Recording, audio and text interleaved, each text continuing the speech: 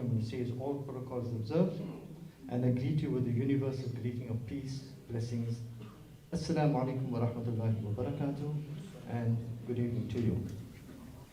I want to thank all of you for having honored us with your presence here this evening, and the board of directors, the management staff of the Al Ansar Foundation and Radio Al Ansar, as well as United for Palestine, are really honored and thank the African National Congress for having given us this opportunity of hosting our esteemed dignitaries.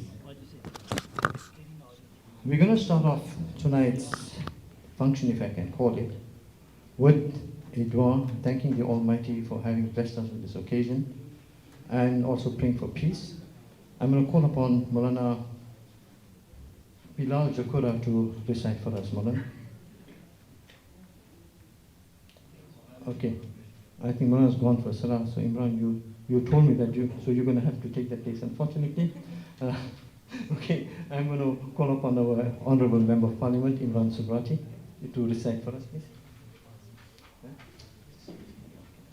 أعوذ بالله من الشيطان الرجيم بسم الله الرحمن الرحيم يا أيها الذين آمنوا استعينوا بالصبر والصلاة إن الله مع الصابرين ولا تقولوا لمن يقتل في سبيل الله أموات بل أحياء ولكن لا تشعرون ولنبلونكم بشيء من الخوف والجوع ونقص من الأموال والأنفس والثمرات وبشر الصابرين الذين إذا أصابتهم مصيبة قالوا إنا لله وإنا إليه راجعون أولئك عليهم صلوات من ربهم ورحمة وأولئك هم المهتدون آمنت بالله صدق الله العلي العظيم. I thought it very apt that I recite this ayat of the Quran, because in my study of the Holy Quran I found that in this ayah, of all the difficulties that Allah mentioned, that I will test you with the loss of life, with the loss of wealth, with the loss of fruit,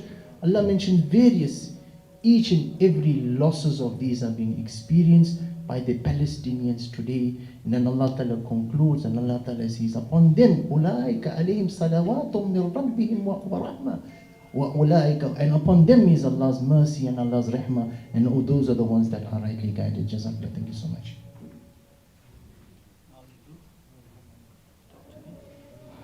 Thank you, Imran. Indeed, all you who believe seek help through patience and prayer. Surely Allah is with the patience, and of course we can see the patience and resilience that is being experienced right now, and undoubtedly the help from the Almighty is definitely going to come. To call upon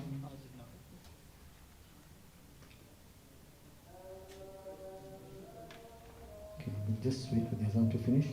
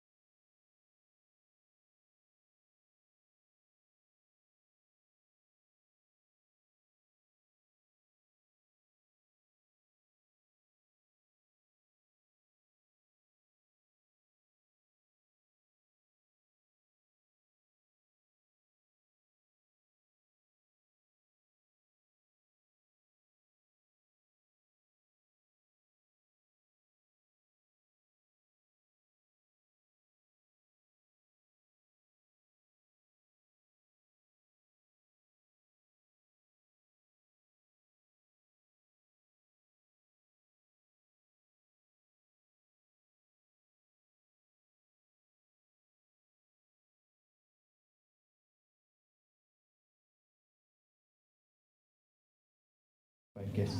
So Sumaya, all of you.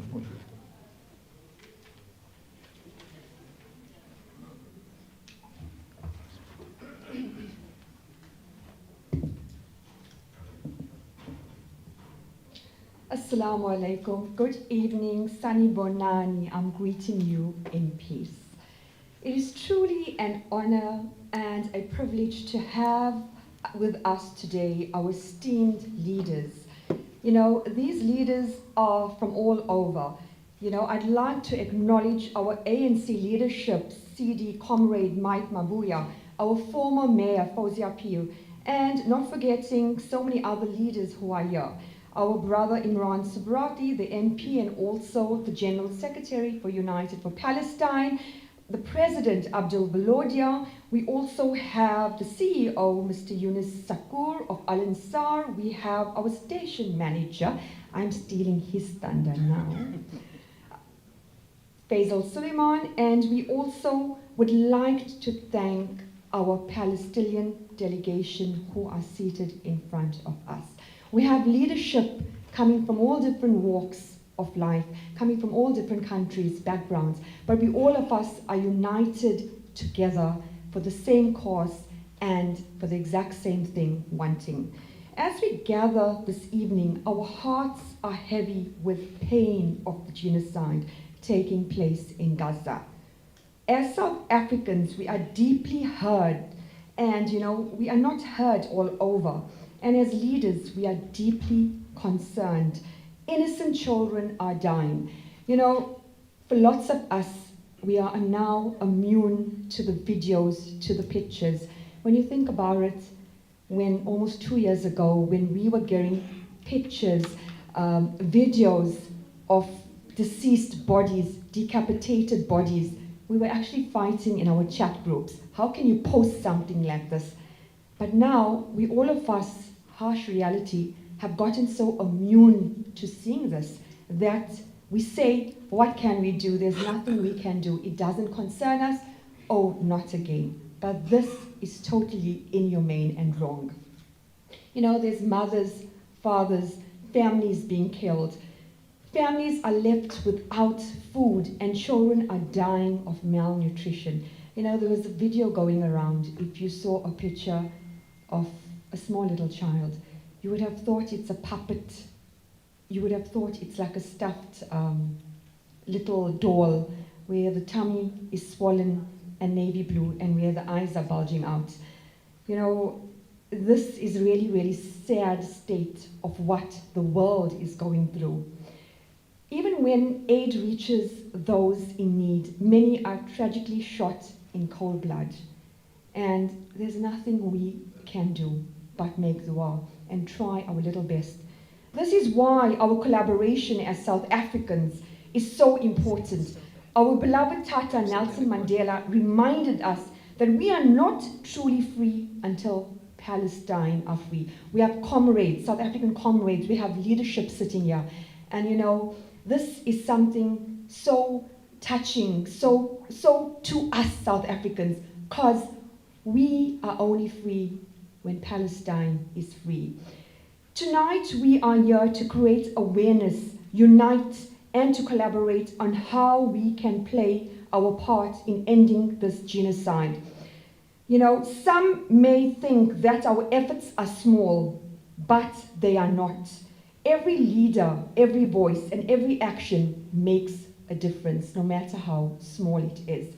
This evening, we are honored once again to welcome distinguished leaders and leaderships from every walk representing and in the same cause for Palestine. They will enlighten us and remind us that this is not a political issue, but it is a humanitarian issue. This is about human lives. I would like to take a moment to acknowledge and observe all protocols in place. I'd like to call Yunus Sakur, the CEO of Al Ansar Foundation and Media Network. He will give us the message of support.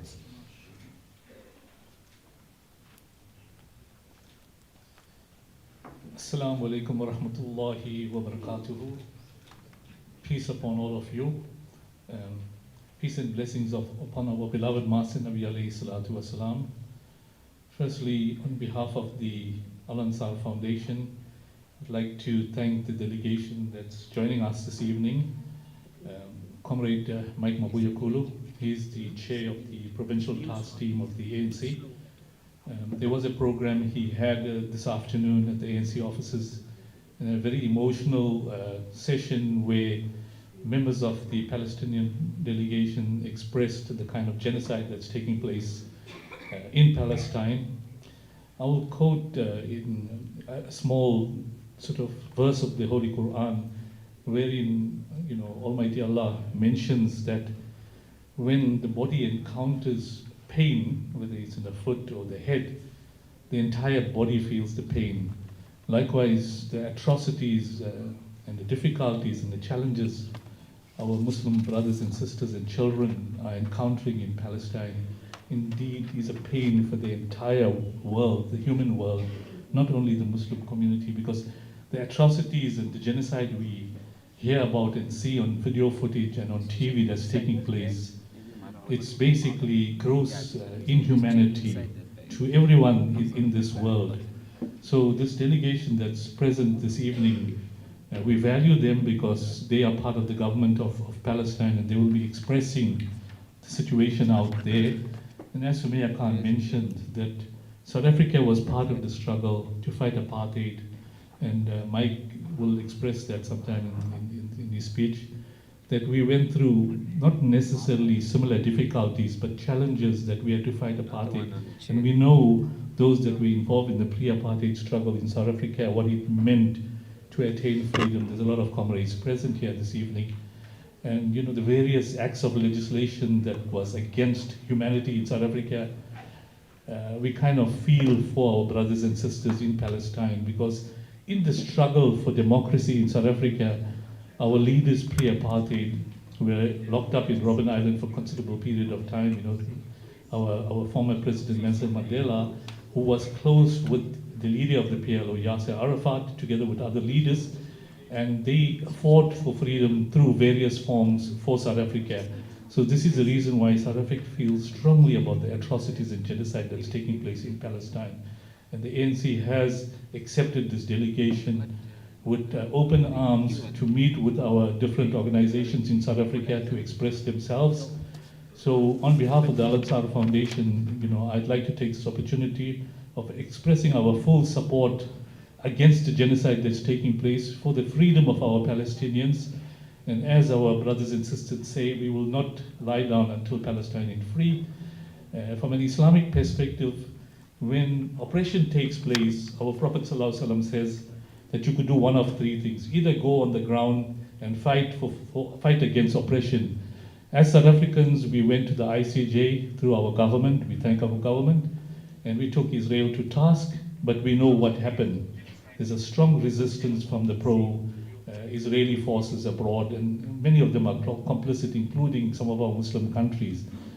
The second action one can take is to talk about it, to have protest marches, to sign petitions, which currently we are doing in South Africa and indeed throughout the world. We know there's a lot of protest marches that are taking place, and support is coming in large numbers for the people of Palestine, and we know the kind of humanitarian aid that's being held back, and people are going through starvation, and many children are dying, and we pray and hope that Allah subhanahu wa ta'ala has mercy on the people there and opens the doors for human aid to go through. And when we see in video footages of people filling in lentils, etc., in bottles and throwing it into the sea, believe me, some of them reach the Palestinians, and how proud they were. But I believe aid is getting to flow in, and we trust and hope in due course people will be taken care of. But from a political perspective, it's absolutely necessary that Palestine attains its freedom in whatever way and form. And the third kind of action we could take, and I'll conclude on that, is that we should pray that Allah subhanahu wa ta'ala has mercy on the women, children, and those that are facing difficulties in Palestine. For those that have been martyred, from an Islamic perspective, they attain the highest stage in the hereafter, in Jannat. On that note, I thank you, Chairperson, and for allowing me this opportunity to express a few words of support on behalf of the people of Palestine. and we trust and hope the struggle will continue, and inshallah Palestine will be free as soon as possible. Assalamu alaikum wa rahmatullahi wa barakatuh.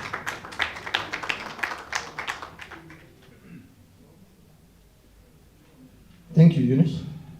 Before I introduce the Secretary General of the United for Palestine, our member of the National Parliament from the ANC, I just want to acknowledge our guests that have come in from abroad. We have with us Ambassador Hanan Jarrah. We have the Secretary General of the Fatah movement, Jibril Rajoub. We have the member of the Fatah Central Committee, Karim Yunus. Leader and Minister in charge of the Palestine Central Bureau of Statistics, Dr. Ola Awad Fateh. Ambassador Salman Al-Harfi, who is a member of the PLO Central Council and Fatah Advisory Council. Bassam Al-Husseini, who is the first councillor. And Xavier Abu Eid, Assistant to Major General Jibril Rajoub. Those are our dignitaries that have graced our shores from Palestine. I want to call upon the Honorable Imran Subrati, the Secretary General of the United for Palestine, also a member of the Parliament, to say a few words. Thanks, Faisal. Assalamu alaikum wa rahmatullahi wa barakatuh.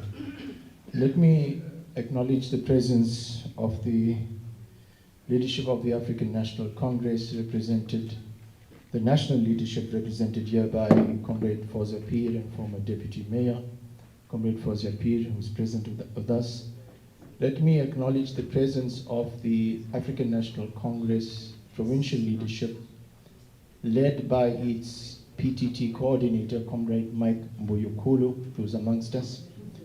Let me acknowledge the presence of the leadership of the Al Ansar Foundation, led by its CEO, Yunus Sakur, and Faisal Suleiman as well. Let me also acknowledge the presence of the leadership of United for Palestine, led by its president, Abdul Valodia, the chairperson of its Women's League, Sumaya Khan.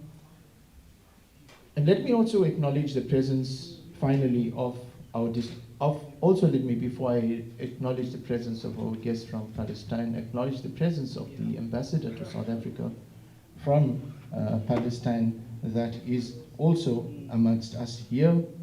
And finally, let me acknowledge the presence of the delegation from Palestine, led by the Secretary General of the Fatah movement, and all other dignitaries that have joined him. You're all welcome to South Africa, and you're welcome to eThekwini, to Durban. Ahlan wa sahlan wa marhaban minkum. We've been with the delegation since 11 a.m. this morning. And in the last engagement we went, which was not too far from here, the SG of Fatah was tired and he intended to leave. But alhamdulillah, due to the overwhelming love that he received by that audience, he decided to stay. So I know it's been a tiring day, so let us give him a warm Palestinian welcome. Free, free, free, free, free, free, from the river to the sea. I hope you all had supper, because I don't think our invitation said supper will be served thereafter. Okay, so that's so welcome to the delegation from Palestine that are with us. Faisal, contrary to what you said, I'm not going to say a few words, so please indulge me. My friends, we meet here in Durban, in eThekwini, during a profoundly meaningful moment in our national calendar as South Africans, in the month of Nelson Mandela. This is a sacred time and a sacred month that is nestled between two months. Months of remembrance and reflection. The month of July is nestled between the month of June, which was Youth Month for us, in which we commemorated June 16th, the resilience, the bravery of the young people and the young men and women of South Africa who stood up for truth.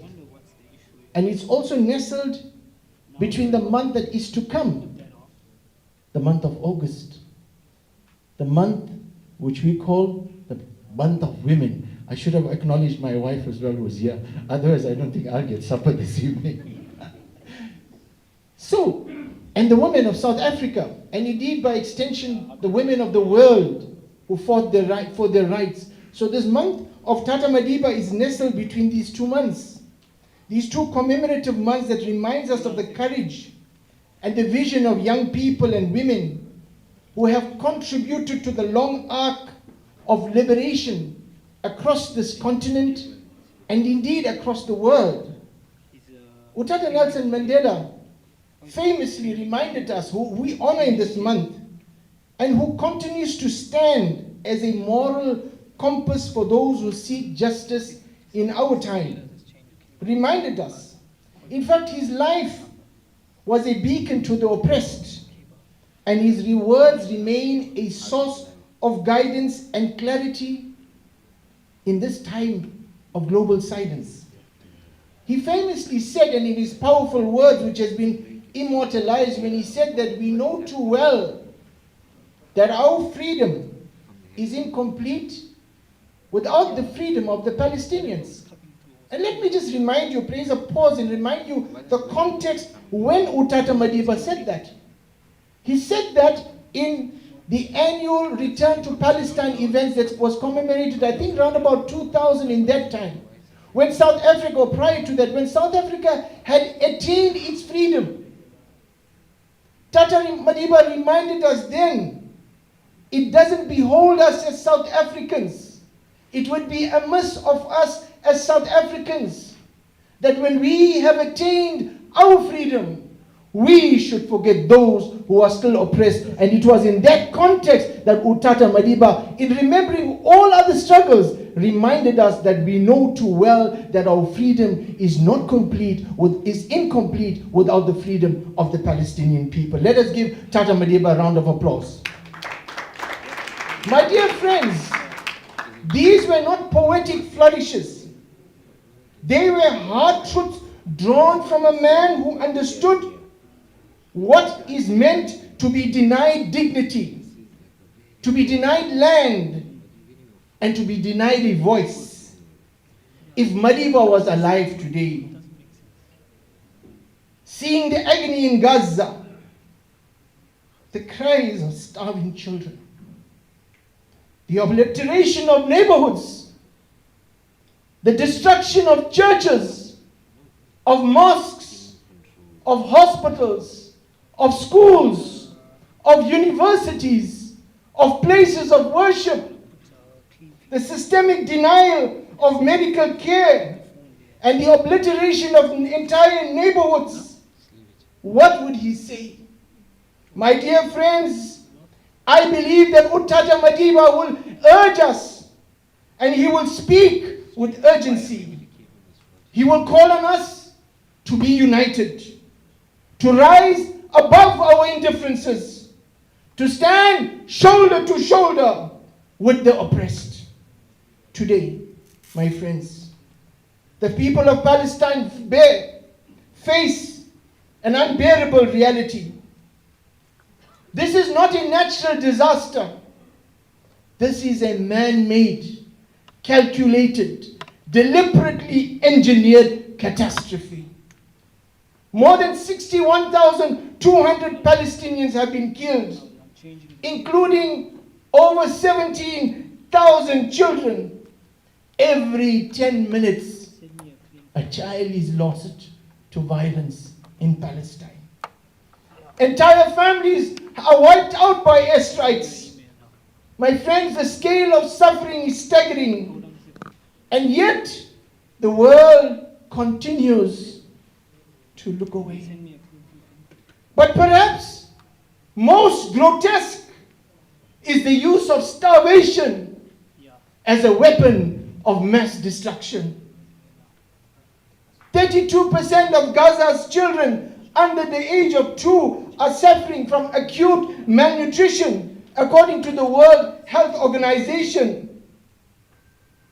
Breastfeeding women cannot feed their infants anymore because their breasts dried up.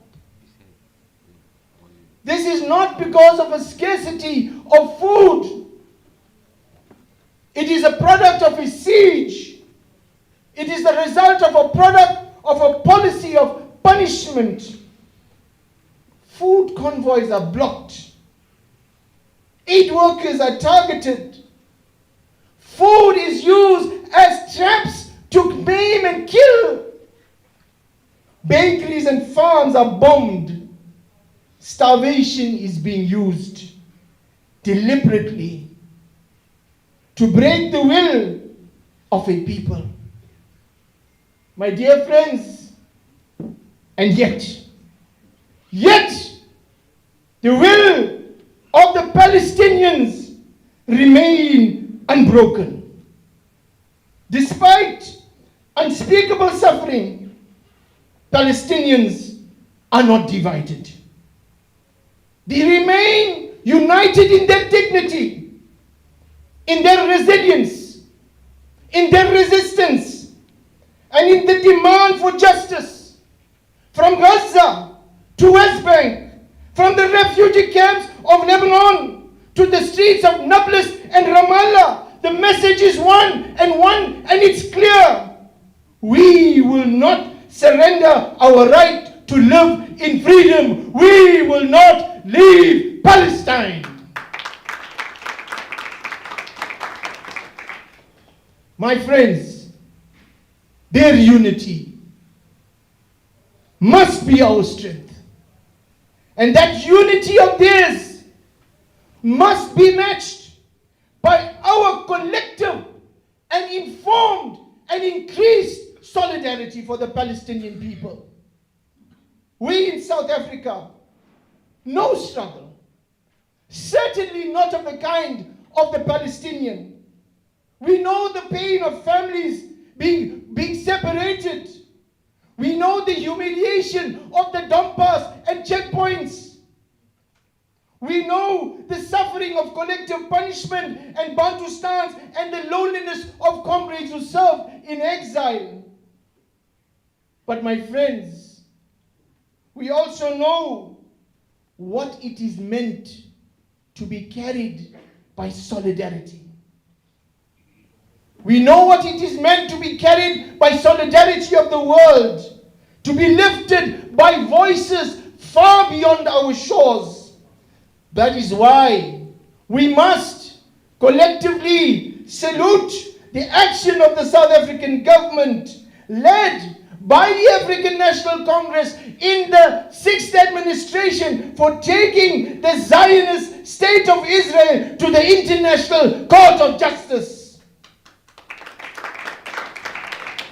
My dear friends, when nobody cared to do anything, when nobody bothered, when a genocide was being before the world, no one dared to raise their hands, no one dared to raise their voice.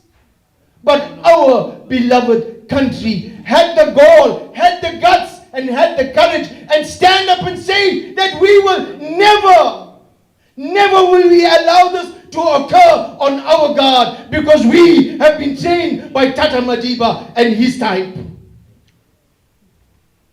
My dear friends, the ICJ's provisional measures on 26 January 2024, which found Israel's actions in Gaza could plausibly amount to genocide, that was a defining moment for international law and for human conscience. That was the point, that as Comrade President mentioned, that we will not be bullied. We will not be bullied. We will go to ICJ. That was the turning point in history, that nobody is above law. Nobody is superior. All men are equal. Nobody is above the law. Minister Ronald Lamola said before the ICJ, he said that South Africa's own painful history under apartheid compels us to act when we see crimes against humanity. My dear friends, even President Cyril Ramaphosa's affirmation recently of the position of this country in his recent budget speech, and I was there in Parliament, On Wednesday was the budget vote 1 debate. On Thursday was the response of the president to the budget vote. And in the president's response, after outlining the challenges we face as a country, acknowledging that the America's 30% increase in export tariff is and will hurt us, after acknowledging that the withdrawal of AIDS funding is a challenge, yet our comrade President Cyril Ramaphosa dedicated 4 to 5 lines in affirming our continued struggle with the people of Palestine, affirming again what he said: we will not be bullied. My dear friends, as we gather here today and this evening to welcome our delegation from Palestine, we do so with hope that any collaboration must bring us closer to the goal of a free Palestine. We want the Palestinian delegation the message from South Africa to Palestine is very clear. That Utata Madiba, when he formed the democratic government in 1994, his greatest adversary, F.W. de Klerk, became a deputy president, even in the democratic government. So the message of South Africa is clear. We want to see the unification of all Palestinians across all divides, across all political affiliations in Palestine, for a free Palestine. That is the free Palestine that we from South Africa, we want to develop. We want you to put together to the delegation and the SG of Fatah. Thank you so much.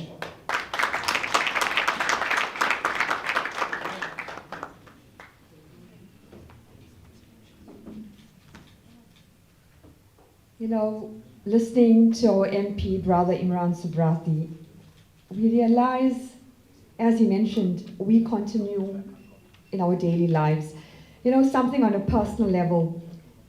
Let's, as mothers who are seated here, how often our children tend to waste food, that extra rice in the plate, or the crust of the sandwich, or something, or the vegetables, and how many of us just throw it in the bin?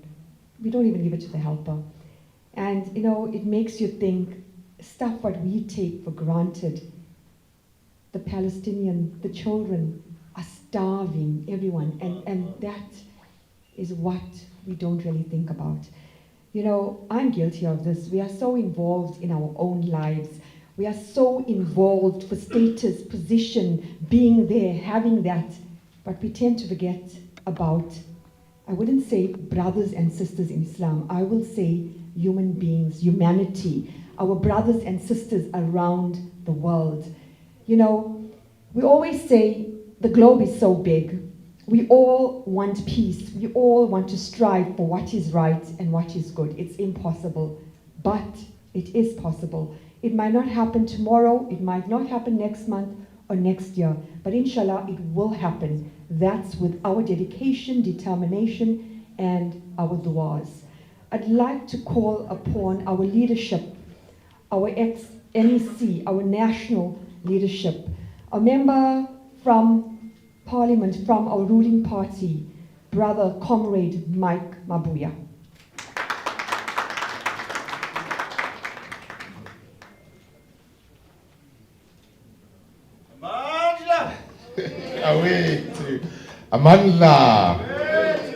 Amanda.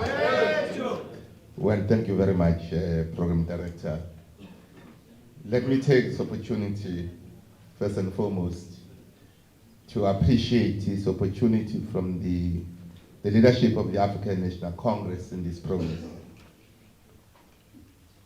ANC, for decades now, Secretary General, once again, we've been with you since we welcomed you at the airport this morning. So we spent the whole day with you. So I think for those who are not with us in the earlier part, they may say you are not recognizing the Secretary General. So I should formally recognize you and the entire entourage of your delegation. We warmly welcome you once more. This is the last part of the event of the day. I know that you are very tired. It has been a long day. You refused to go and rest in the other event we had, the one that we finished before we came to this one. But I think I understood where you come from.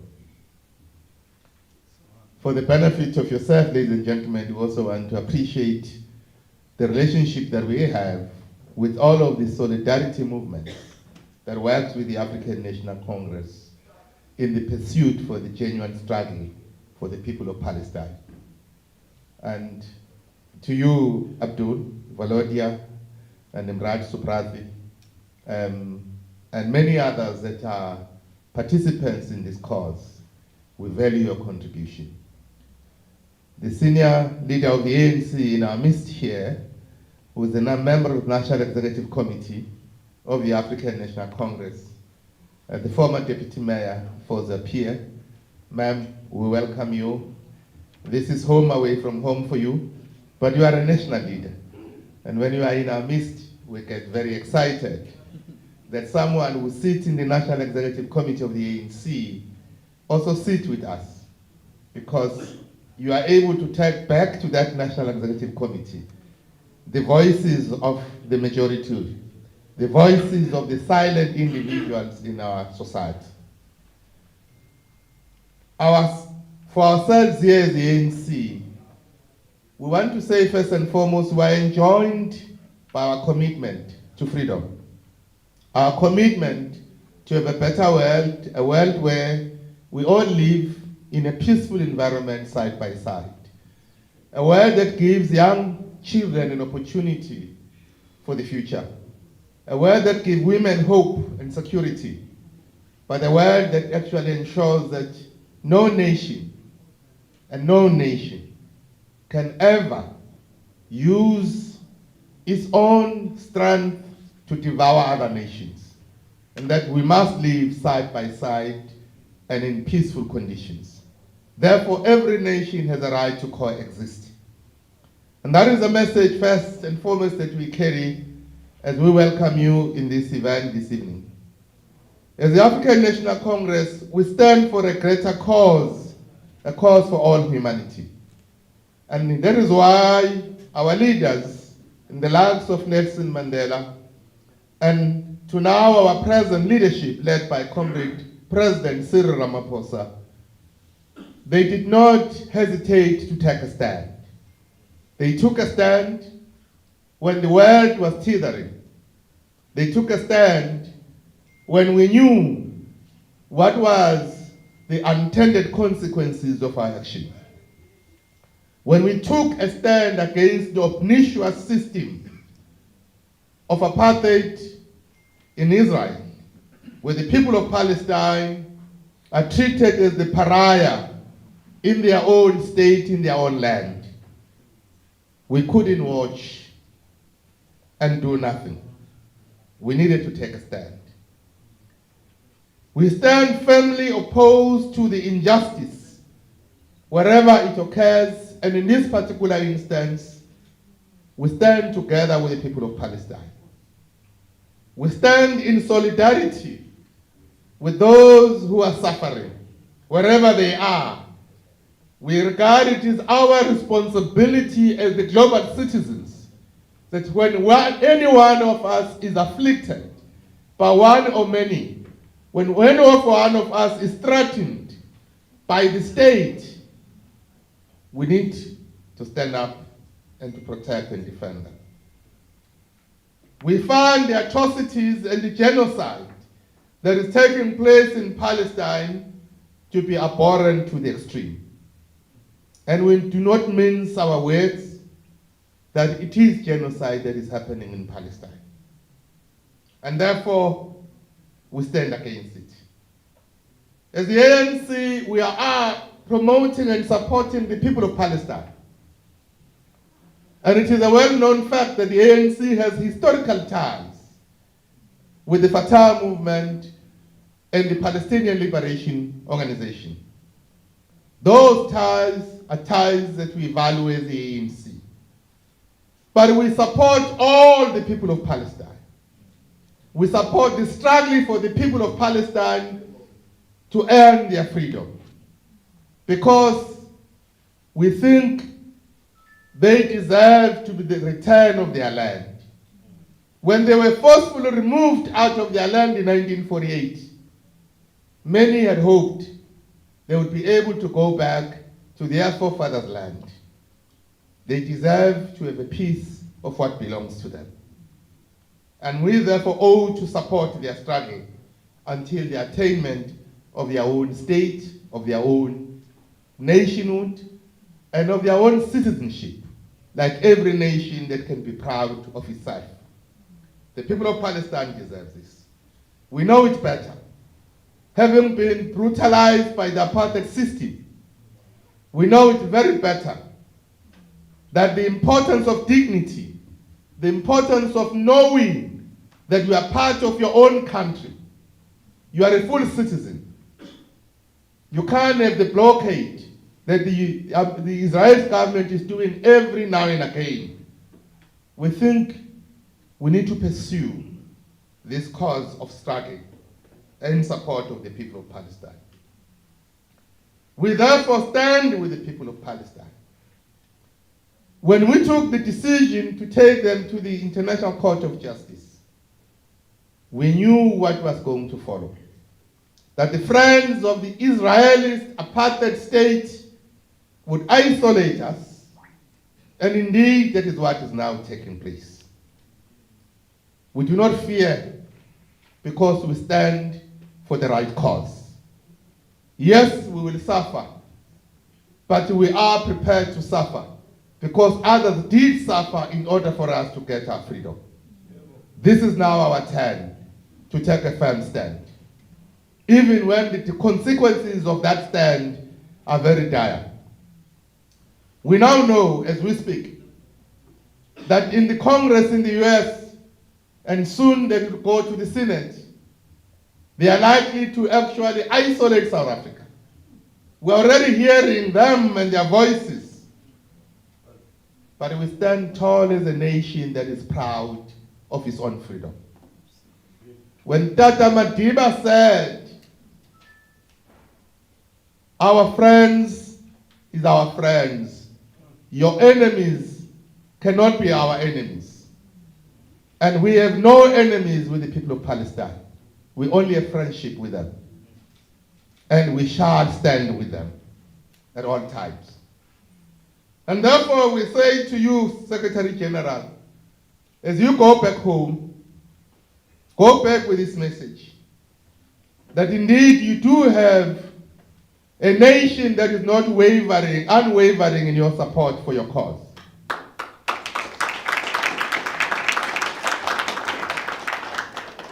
When you go back home, you can tell the people of Palestine that the people of South Africa will stand with them during thick and thin.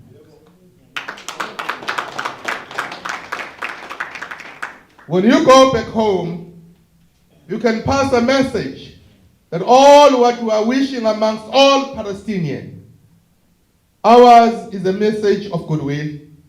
Ours is a message of the unity of purpose amongst all Palestinians. Ours is that for us to defeat the biggest enemy of the Palestinian people, the unity of purpose shall be the first weapon that we shall use to defeat that enemy of the Palestinian people.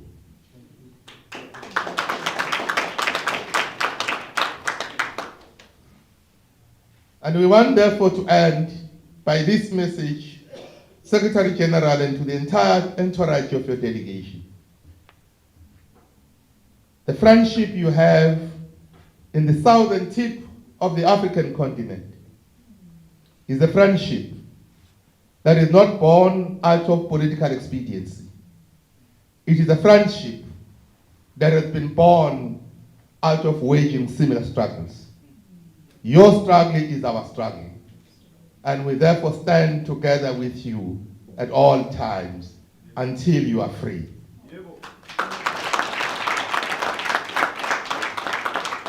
Amanda! Amanda! Free, free Palestine! Free, free Palestine! Free, Free Palestine. Free Palestine. Thank you very much.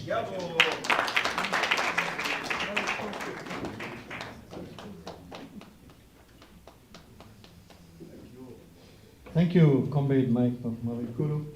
Indeed, we will stand with Palestine. Indeed, our friendship will blossom. The bonds of our friendship will strengthen, and we will also bask in your glory, because Palestine will definitely be free. We now want to give an opportunity to our delegation to address you. And in order to introduce our guest speaker, I'm going to call upon the Palestinian ambassador to South Africa, Ambassador Hanan Jarrah, and she will talk to us, introduce the delegation to us. Thanks.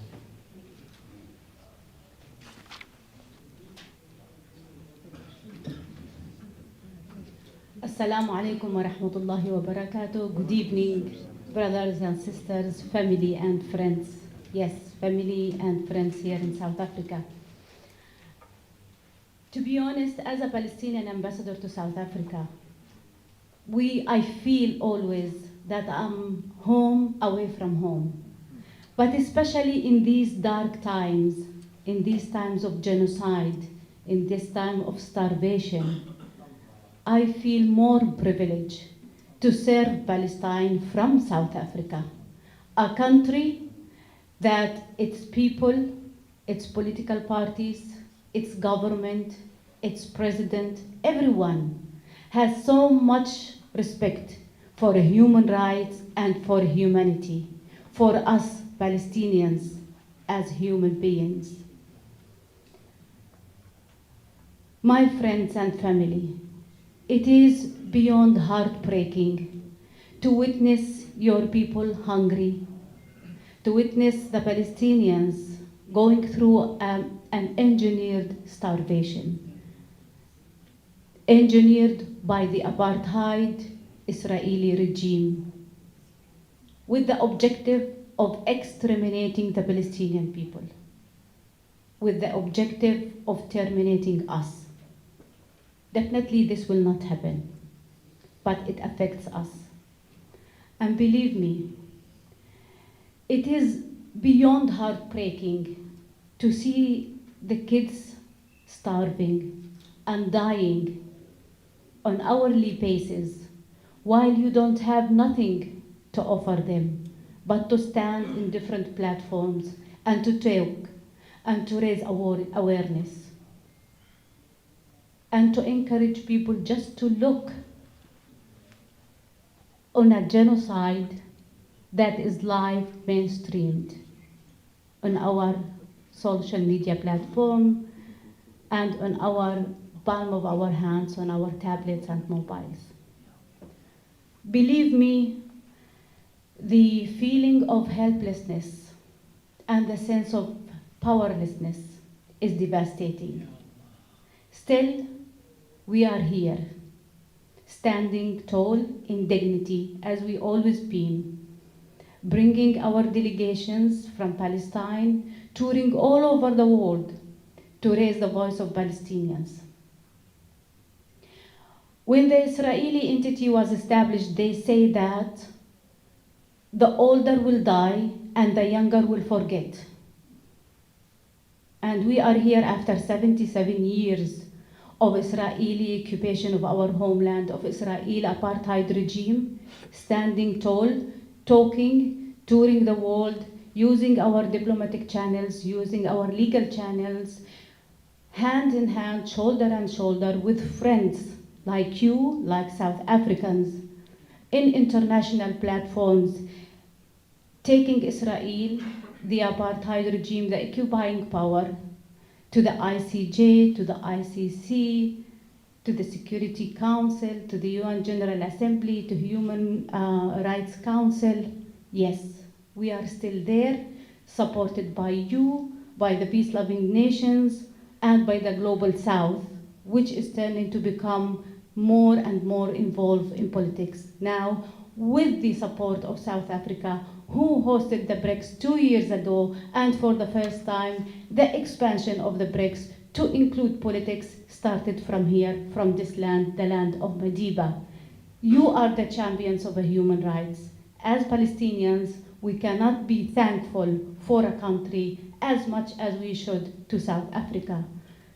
You were the champions. You took Israel among 193 countries in the world. You took Israel to the International Court of Justice. You took Israel to the International Criminal Court. And you did not stop there. You formed with other countries the Hague Group in the International Court of Justice. Just 1 week ago, you co-chaired with Colombia the first emergency conference on the humanitarian situation on Gaza in Bogota. And this is the diplomatic breakthrough. Yesterday, we were attending with my delegation the Summit of the Liberation Movements here in Johannesburg, led by the ANC and by President Ramaphosa, in addition to other presidents from other countries in Africa.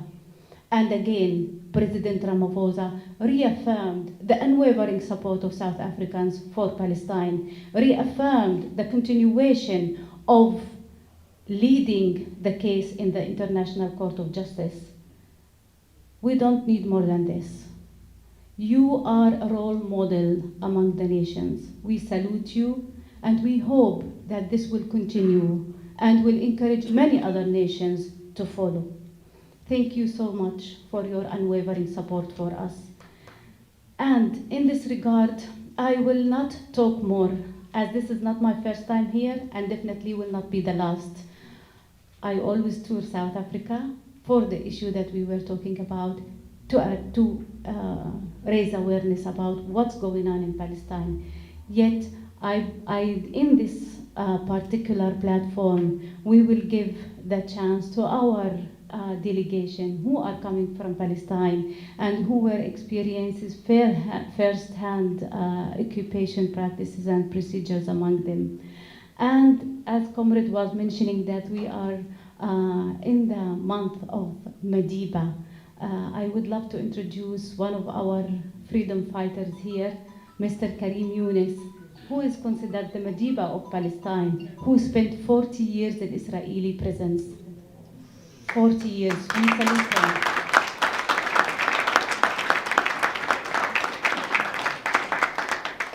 And as we are approaching Women's Month next month in August, in a couple of days, I would love to introduce also a freedom fighter from Palestine by her own. She's our Minister of Statistics, who was also jailed and injured several times, and she's from Jerusalem also, to add to her ID. You know, in Palestine there are different dynamics. We have 2 million Palestinians in Gaza. We have 4 million Palestinians in West Bank. We have 250,000 Palestinians in East Jerusalem. And we have another 2 million Palestinians inside the entity of Israel, inside the Palestinian land, who was occupied in 1948. Our third delegate is Mr. Salman al-Harfi. I'm sure you are all familiar with him. He was our first ambassador. He was the first Palestinian ambassador to South Africa, and he was the one who inaugurated the first Palestinian embassy in 1995, and he used to be President Yasser Arafat's advisor for the African affairs. And definitely the head of our delegation is a freedom fighter who spent 17 years also of his life in the Israeli prisons. And he's now the Secretary General of the Central Committee of Fatah movement. And also another head, more official, he is in charge of the youth and sports sector in Palestine, bringing together all Palestinians inside and outside Palestine. And he's still so young also.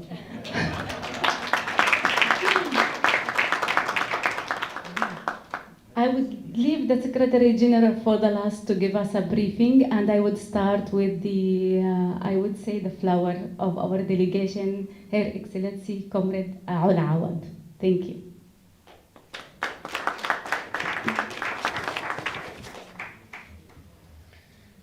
Thank you so much, Your Excellency. It is really an honor as a woman Palestinian coming to South Africa. And yes, we came here. Personally, I came with really a broken heart. Maybe it's my first trip outside Palestine after the Israeli aggression on Gaza almost 2 years ago. And I want to start actually to thank you all, to thank South Africa and the South Africans for your unwavering support. And it meant so much to me, Comrade Mike, when you said your struggle is our struggle. It meant really so much to us. What we are facing in Palestine is a real genocide. And with what it breaks our hearts, that the world is silent, except for South Africa. And this is where we really appreciate, and that's why we were persistent and insisted to come here to South Africa. And we really appreciate your stand for us by all means, and the stand for the South Africans, for all liberation movements here in South Africa, and for the South Africa government. And we highly appreciate, with all, I mean, the pressure on you as a South Africans and on the government of South Africa, you insisted and you went to the International Court of Justice for the cause of Palestine. As Her Excellency mentioned about Palestine, as we are a young society with a population of about 5,500,000 inhabitants in the area of 1967, and we are about 7,300,000 in historical Palestine. And we are about the same outside Palestine. So we are about 15 million Palestinians inside and outside Palestine. What we are facing, especially when we talk about Palestinian society, half of our society are children. And 68% of the total population is under 30 years old. So you can imagine how young our society is. The Palestinian children in Palestine and mainly in Gaza are facing an unprecedented humanitarian catastrophe, as they, along with women, accounted for more than 60% of the total martyred in Gaza Strip. The Israeli aggression resulted in martyred of more than 59,000 Palestinians, including more than 18,000 children in Gaza.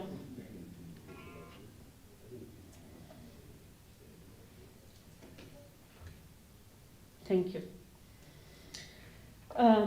And we have about more than 100,000 children perished due to starvation and systematic malnutrition.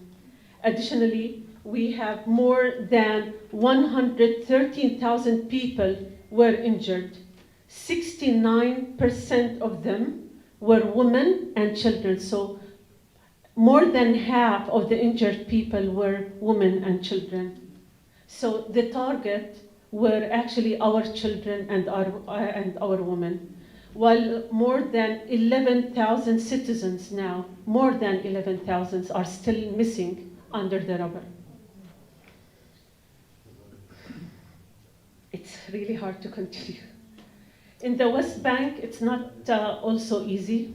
They are doing exactly the same, taking city by city. Now, I may say, Jenin refugee camp is totally destroyed. You can't find anyone there. In Ain Shams refugee camp, exactly the same. Tul Karam refugee camp is exactly the same. So what they are doing actually in Gaza, they are doing also the same thing in the West Bank. So we have in the West Bank now, in between October 2024 until now, we have about 900 citizens who were martyred, including 200 children, and another 700 children were injured, That's in the West Bank only. We have more than 1,000 cases of child arrest under 18 years old. We have a systematic violation of childhood rights and a flagrant breach of international law by the Israeli occupation. In 2024 alone, more than 1,100 children were arrested. These children have been deprived of their childhood and their right to education, facing severe violations during their arrest. These violations included night raids on their homes, physical assaults in front of their families, shootings, as well as handcuffing, shackling, blindfolding, and denial of legal assistance, which are clear breaches of the international law and the Convention on the Rights of the Child. More than 39,000 orphans in Gaza Strip. It's the largest orphan crisis in modern history after the Second World War. They have lost the 39,000 orphans. They have lost one or both parents, including around 17,000 children. They lost their both parents. These children now face a harsh reality, struggling to survive without support of care. They are living in dire conditions, as many were forced to seek refuge in torn tents or destroyed homes, amidst a near total absence of social care and psychological support. Their suffering goes beyond the loss of family and shelter, extending into severe psychological and social crisis. They experience deep mental disturbances, such as depression, isolation, and chronic fear, in the absence of safety and proper guidance.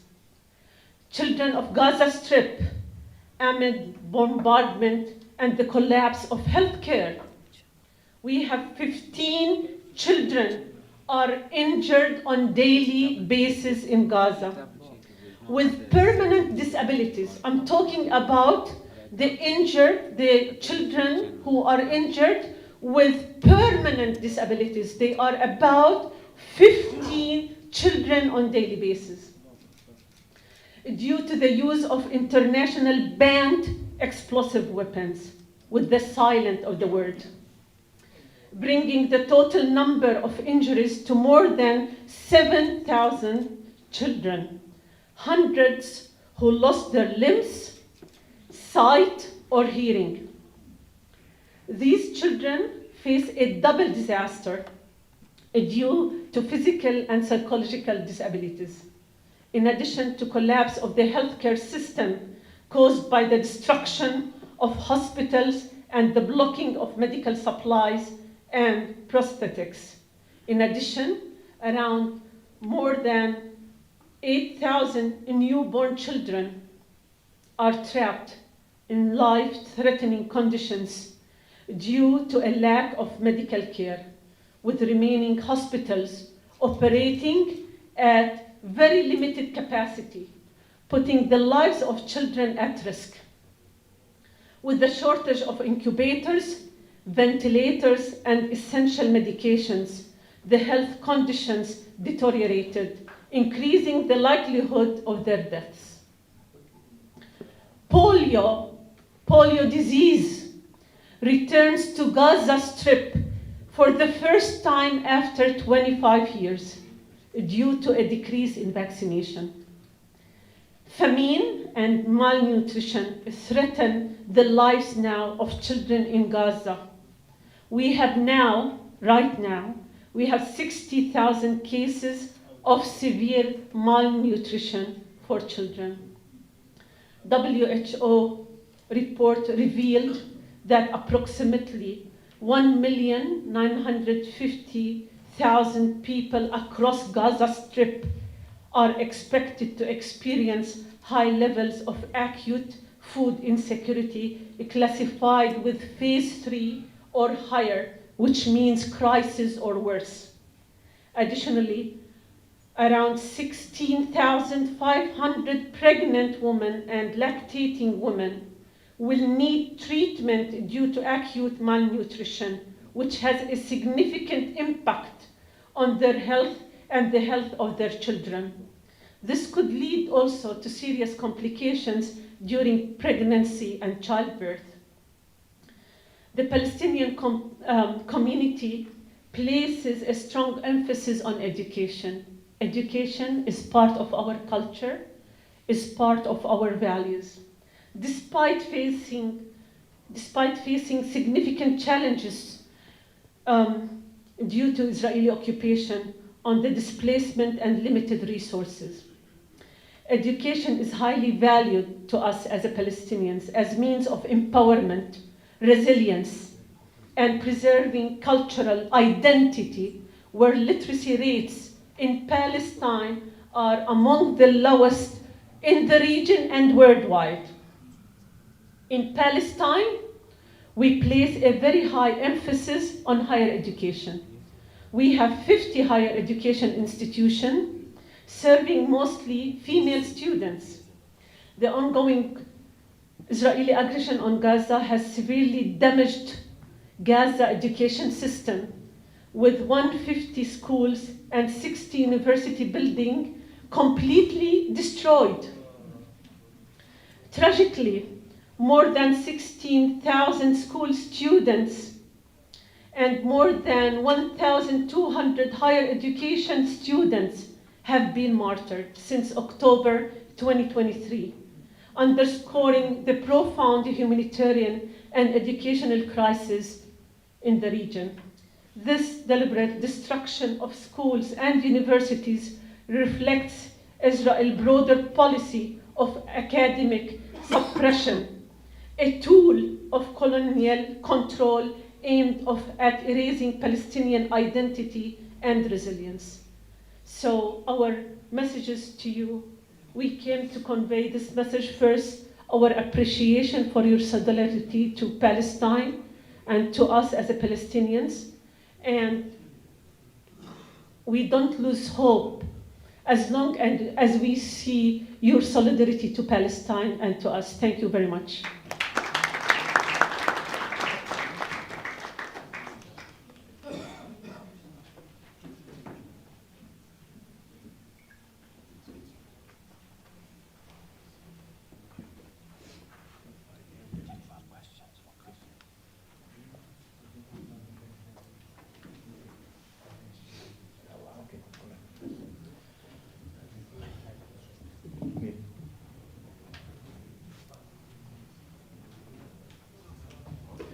Okay, thanks. Due to time constraints,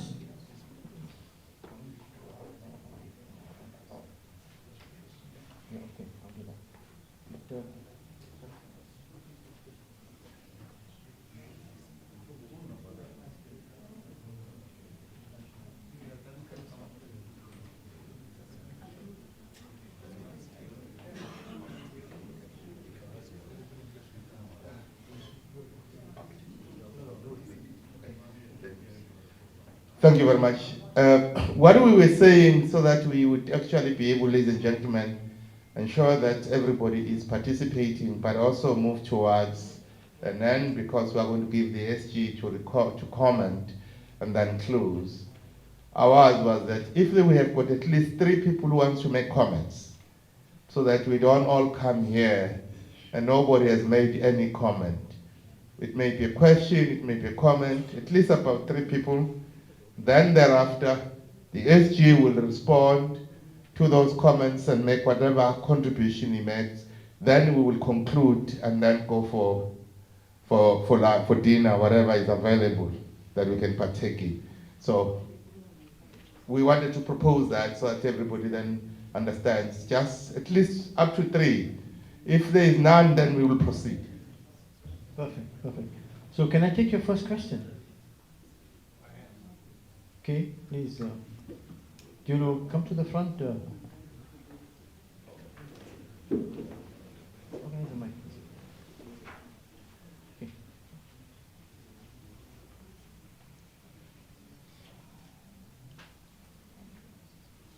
Firstly, just thank you very much. Switch it on. Thank you very much. It was a very informative talk. What we never hear of, certainly from the media, is are there any negotiating channels that are open at the moment between the sides? And if so, what are those negotiating channels? Thank you. Would you introduce yourself and your organization, please? My name is Winston Owen, and I'm just a concerned citizen. Yeah. Thank you. Thank you. Okay, I'm going to take 2 more questions, then we'll answer it one time, right? Imran, you've got a question? Okay. You can have a question. Don't speak, but okay. Imran, before I take a question, there was somebody else who's got a question. Please come to the front.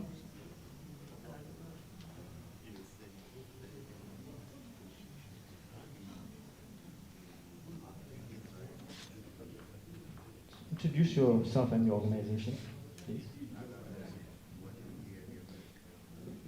Assalamu alaikum. My name is Nasia, and I'm from the South Africa Palestine movement. So earlier on during the day, it was mentioned something about a 2-state solution, so this is my question. During South Africa's struggle, the apartheid regime created Bantustans to divide and control, but the liberation movements of South Africa rejected that idea. They demanded one democratic state because they knew justice could not be built on separation. And today Gaza is being starved and suffocated, the West Bank is under siege, Jerusalem is being emptied, and so many of us feel helpless, and I'm sure I've heard the pain, I've seen your wounds, and I've heard your pain today. Watching this unfold and knowing that people have nowhere to turn, nowhere to run. So I ask with real sincerity and respect, is there a possibility or where all Palestinians could live under one system, where a 2-state solution doesn't exist and we can imagine a free democratic state for all, just as South Africa, one state? Thank you. Okay, Imran, I'll take your question. And then I'll allow one more, I think. Yeah. Thanks, Faisal. Faisal, one of the questions and one of the challenges we had as United for Palestine in putting together this event, and I think it's important for us to have an honest conversation. Often the question has been asked, what is the situation regarding the unity between Hamas and the PLO? And I think it's a question we need to have an honest response from SG. What is the relationship between them? In so far, is there a conversation taking place between the two? And how do we envisage, and I did allude to that, what we would as South Africans would like to see is a united Palestine. So currently, is there some discussions taking place? Has peace been made? And how do they envisage a future Palestine? Thank you so much. Thank you. I think let's answer these 3 questions, if you don't mind, and then we can take more. Is that okay, sir? Thank you. We'll take more questions after this.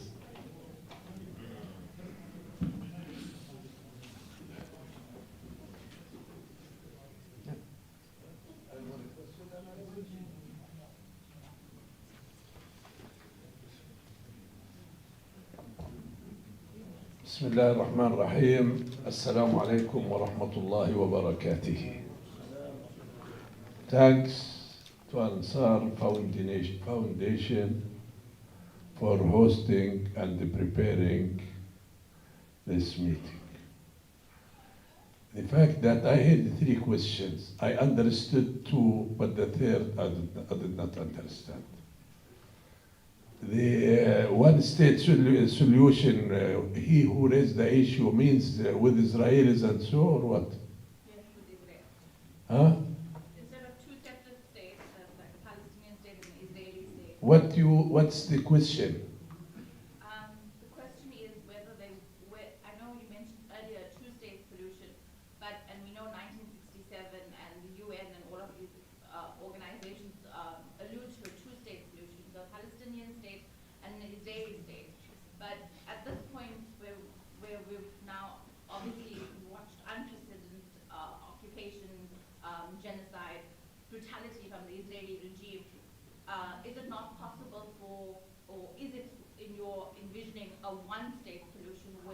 One state without the Israelis, yes, we accept, we like it, okay?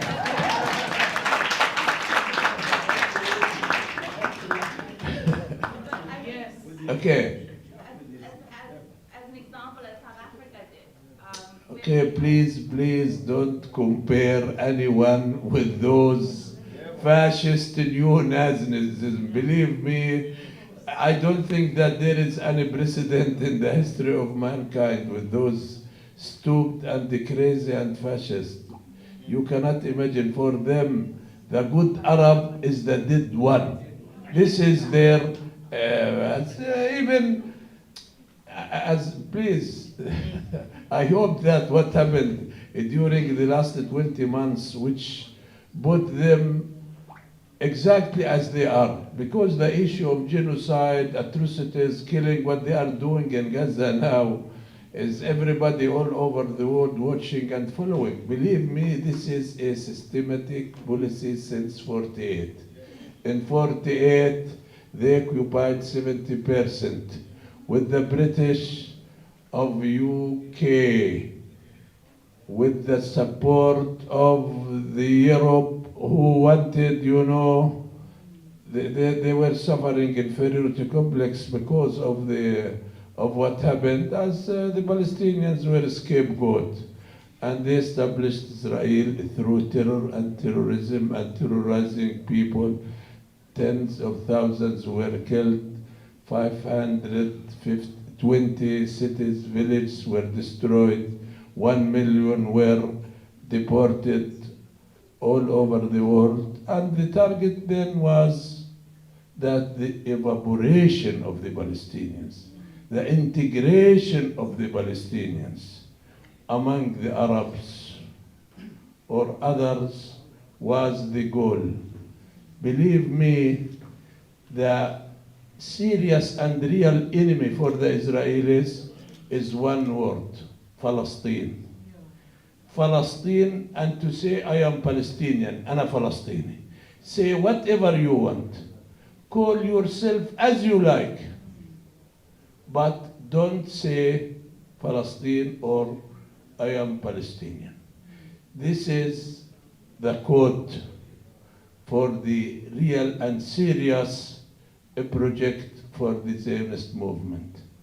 And since 48, till the emergence of the Palestinian national movement, with Fatah started leading this struggle and putting the nationhood, the national identity of the Palestinians. Since then, the struggle started. Call yourself at that time Ba'athist, Ikhwan Muslimin, Hizb Tahrir,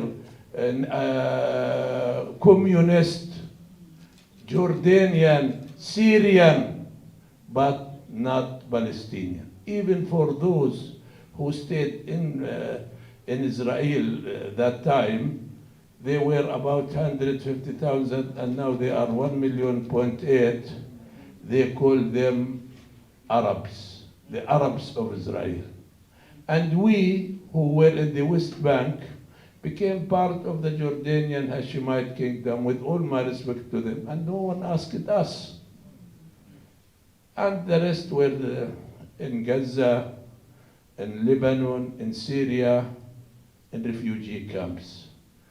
But the emergence of the nationhood, the nationality of Palestine and the Palestinian people, which still now is the main enemy for the Israelis, who tried since 48 to negate it, to remove it, to bury it, and once again they wanted us to call ourselves as we like, but not to say Palestine and Palestinian. And here I think and I believe that the Palestinian sovereign state is a must. And believe me, it's the beginning. What happened on 7th of October was a reaction, a defensive reaction to the Israeli crimes and atrocities, systematic killing, suffocating, destroying inside and outside Palestine. And he who is responsible for what happened is this crazy and fascist and neo-Nazism Israeli government. It's good today that because since 48, the denial of the very existence of the Palestinian people, denying the narrative that they are day and night killing and destroying, and using their narrative that they are victims of the Holocaust. After 7th of October, the Israelis are naked. They are the criminals, and they are doing what the Nazism did in the 40s last century. And I think the life proof is Gaza as a good model to give the reason for the international community to lead the Israelis and the Israeli government to the ICC and ICJ. As therefore, you who asked the question, we insist to have a Palestinian independent state. And the establishment of the Palestinian state is the end of this expansionist, racist, and fascist, imperialist, colonialist project. Believe me, the Israelis, their story was that this country, honey, peace, security. I don't think that anyone is enjoying any one of those claims. And even the way that they behaved, the way that they are killing, the way that they are doing this genocide and ethnical cleansing is put them in comprehensive confrontation with the whole world. And it's a matter of time. For me, the Palestinian state on Palestine is a must, and I think this will be the beginning. But to have one state without Israelis is good, even if there are good Jews, even for them to live in peace and security and in equal rights as it happened here in South Africa. Believe me. The other question is about Fatah and Hamas. You know, first of all, Mike, I promise you to convey what I heard, what I felt, what I saw from all the South Africans.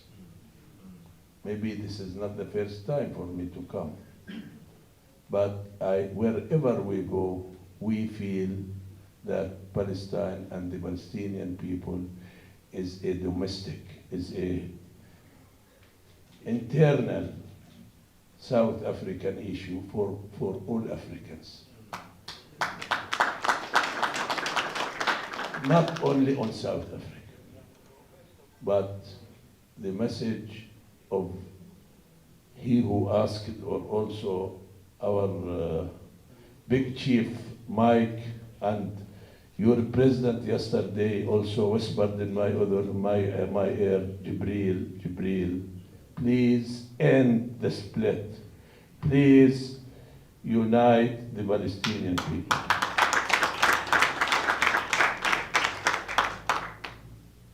I believe that the best ally for our enemies, as Mike said, it's the division. It's the division. The division is an excuse for those who have bad intention. And also it weakens the position of those who have good intention. To talk to whom? Who is representing the Palestinian people? I am proud of my movement. I am a member of Fatah. But I did not come here to blame or to criticize Hamas and say that they are who should be blamed. If I have something to say, I can say it in Gaza and in Hebron and in Jerusalem. And therefore I ask you all of you, support show your solidarity to all Palestinians, no matter who are they.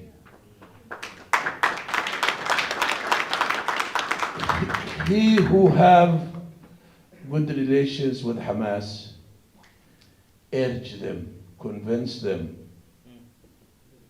And if they have rational, fair claims, please send them to us.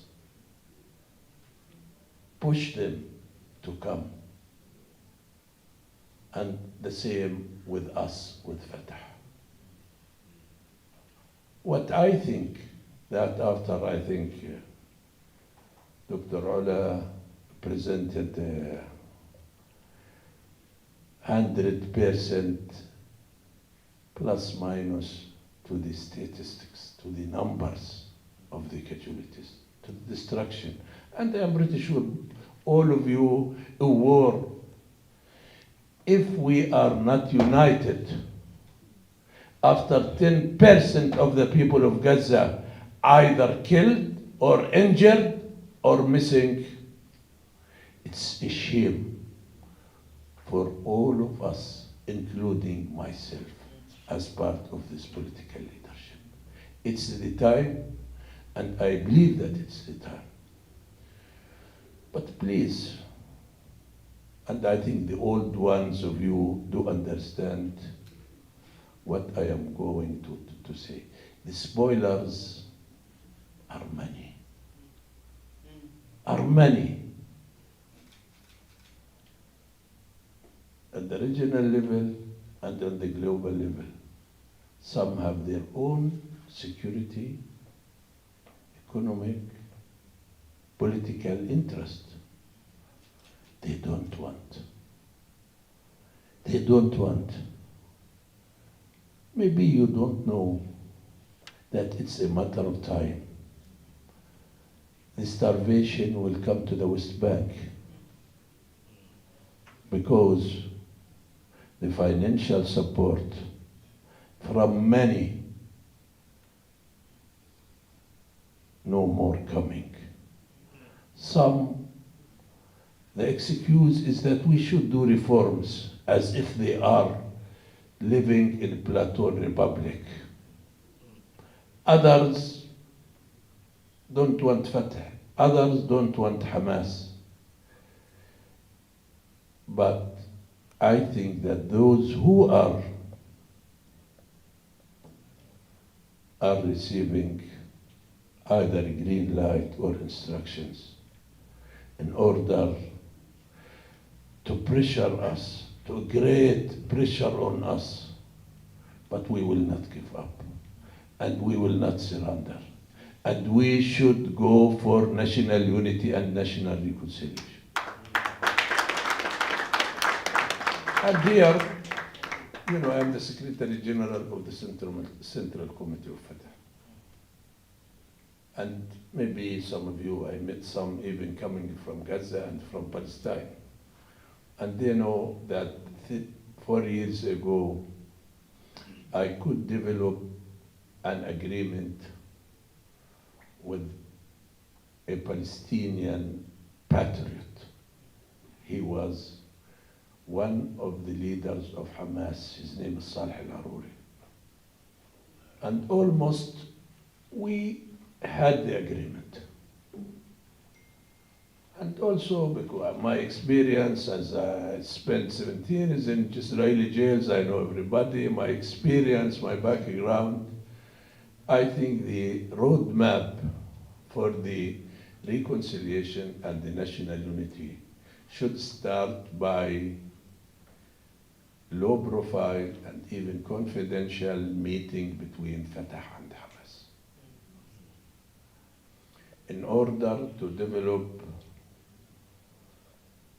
not to have an agreement, but to have a common ground on 3 issues.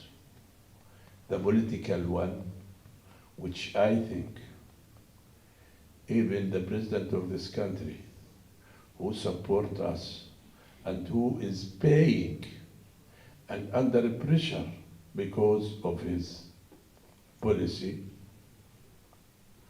believe that the UN resolutions should be the term of reference to settle this conflict, which give the Palestinians the right to have their own independent sovereign state on the territories occupied in 67.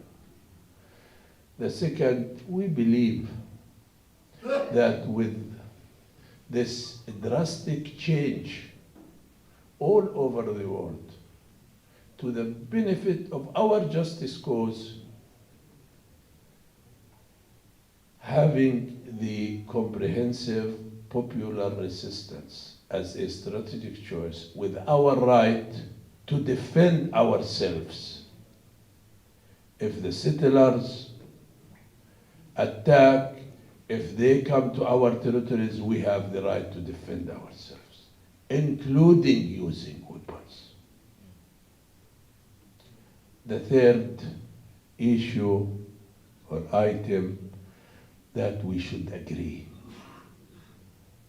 that the future Palestinian state will contribute to regional stability and global peace. No one will accept or tolerate within his neighboring to have Taliban model. Political pluralism, freedom of expression, with one authority, with one police, one gun, one law, should be accepted by both of us. If we have this common ground, and I prefer that we do it alone, we don't need a custodian, we don't need anyone to give us or to pave the road for us to make our homework. If we have this common understanding, then we should go for comprehensive national dialogue. The national dialogue, and here some Palestinians do understand that it should not only be among the Palestinian political groups or organizations or factions, call it as you like. I think the Palestinian society, human rights organizations, academics, youth, others should be included. Also, the women should be part. If we have this dialogue, I believe that this should be in Cairo and in Egypt to achieve 4 goals. The first one is to have Palestinian national census about the political plan, which is the Palestinian independent sovereign state Act 67 and UN so, and also to present the resistance, the popular resistance, the comprehensive popular resistance as a strategic choice for all Palestinian people. The third, also the issue of one authority, one police, one gun and one law, and sharing of power should come through democratic process, through elections, through ballots, not bullets. He who thinks that this is a rational idea, I hope that he will encourage. He who has any remark or any comment, he can also discuss with us and with our brothers in Hamas. For me, Hamas was and will remain as part of our national fabric. We have no other choice.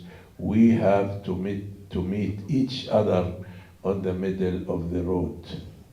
We have to achieve national unity and national reconciliation and look forward. No Palestinian state without national unity. And any national unity is not based on a political plan recognizing the UN and all the obligation of the PLO in the past. I don't think that could make success. This is what I believe and this is what I think. Once again, I would like to thank everybody. I would like to thank you, Mike, and the ANC, with whom we have alliance since '65, and with all those who are interested in our cause. Please, please keep on. Continue your support, your solidarity with all Palestinians. Blame Hamas in front of Hamas. Blame Fatah in front of Fatah. But don't take a side with this or with that. At the end, we are Palestinians and we are one family and we have no other choice. Thank you, thank you, thank you.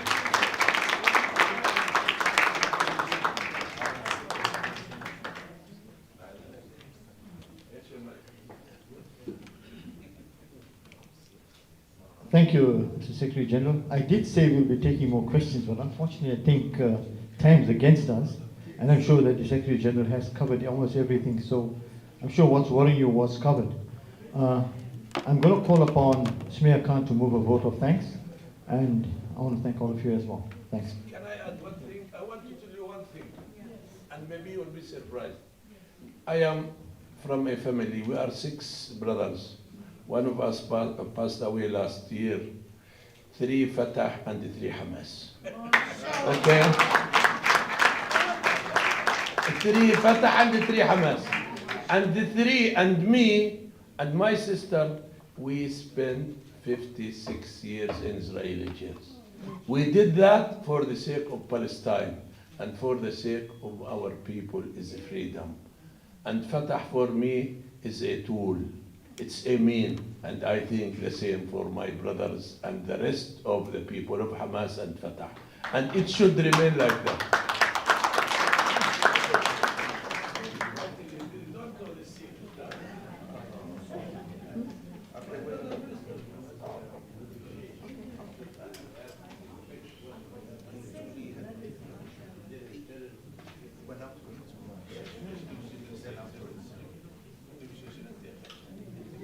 I'd like to call Brother Imran Sabrati, our MP. He came up to me and said he got a message. Thanks, Sumaya. Sumaya, I just wanted to move a vote of thanks on behalf of United for Palestine. As I indicated, in us trying to put together this event, we approached various solidarities and organizations to try and piece together. For the reasons I mentioned, because of the awkwardness of the perceived challenges between Hamas and Fatah, many were loath to the idea. And United for Palestine is guided by Tata Madiba that we all must talk. We've learned this as South Africans. We must talk. We must learn to set aside our differences. And with that progressive thought, Abdul and myself pursued various options. And I must commend, and I stood up to thank Radio Al-Ansar. I must thank you, Yunus Sakur. Thank you so much, Faisal Suleiman. We really want to appreciate. I think you all have provided and shown leadership, that in times of difficulties, leaders must emerge. We must overcome those barriers of entries. And I think let's give a round of applause to Radio Al-Ansar. I think they've really come through with us. Not only have we had this opportunity of engaging here, but it's also gone live. Also want to thank Hilal TV as well, our partners, because this is an important media, allows us to amplify and communicate the voice. The people of Palestine, the Palestinian cause needs us. As Tata Modiba would have said, and as Comrade Ezi mentioned, President Cyril Ramaphosa whispered his ears, SG, get together, get together, get together. And that's what really we want to see. I want to say Jazakallah, thank you so much to yourselves and to Hilal TV. I want to thank Abdul Valodia. Whilst I've been in Parliament, Abdul has been soldering this. I want to really thank Abdul Valodia. Jazakallah, let's give Abdul Valodia a round of applause. The chairperson of the Women's League, Sumaya Khan, for always being a rock for us, for United for Palestine. Thank you all so much for your attendance. Assalamu alaikum.